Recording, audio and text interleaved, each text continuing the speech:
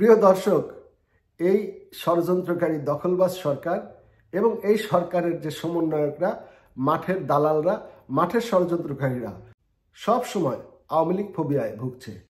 সরকারের বিরুদ্ধে কেউ কিছু আন্দোলন করলেই সেটা আওয়ামী লীগ করছে।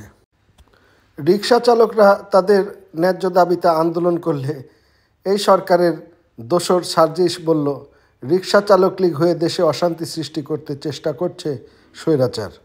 আনসাররা তাদের দাবি নিয়ে সচিবালয় ঘেরাও করলে এই সার্জিস বলে সচিবালয়ে ছিল আনসার লীগ।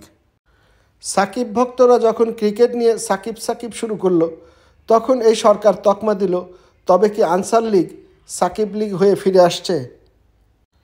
যেখানে কোনো সমাবেশ হয় সেখানেই তারা খোঁজ নেয় এদের অনেকেই আওয়ামী লীগ। যখন গার্মেন্টস শ্রমিকরা তাদের দাবি নিয়ে আন্দোলন করলো, তখন শ্রম কর্মসংস্থান উপদেষ্টা আসিফ বলল, শ্রমিকদের ইন্ধন দিচ্ছে আওয়ামী লীগ। জুলাই আগস্টের ষড়যন্ত্রে আহতরা তাদের দাবি দেওয়া নিয়ে রাস্তায় বসে পড়লে সার্জিস আর হাসনাত বলল, আনসার লীগের পর এবার আহত লীগের খপ্পরে পড়েছে সরকার। তারা যেখানেই আন্দোলন দেখে সেখানেই ভূতের মতো ছাত্রলীগ দেখে, যুবলীগ দেখে, আওয়ামী লীগ দেখে, কৃষক লীগ দেখে। মানে সব সময় তারা আওয়ামী লীগের নামে ভূত দেখে চলছে। যেখানে দেখবেন যে কোনো একটা আন্দোলন সংগ্রাম, সেখানেই আওয়ামী লীগ। কিভাবে আওয়ামী লীগের ভূত তাদের ঘাড়ে চেপে বসেছে এবং কিভাবে তারা আওয়ামী লীগের ভয়ে ভীত। নাড়া তো দেয়ই নাই, মোটে একটা নাড়া দিয়েছে নূর হোসেন দিবসে।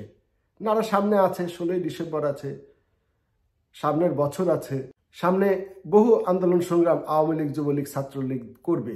তো এখনই আপনারা ভূত দেখে ভয় পাচ্ছেন কেন?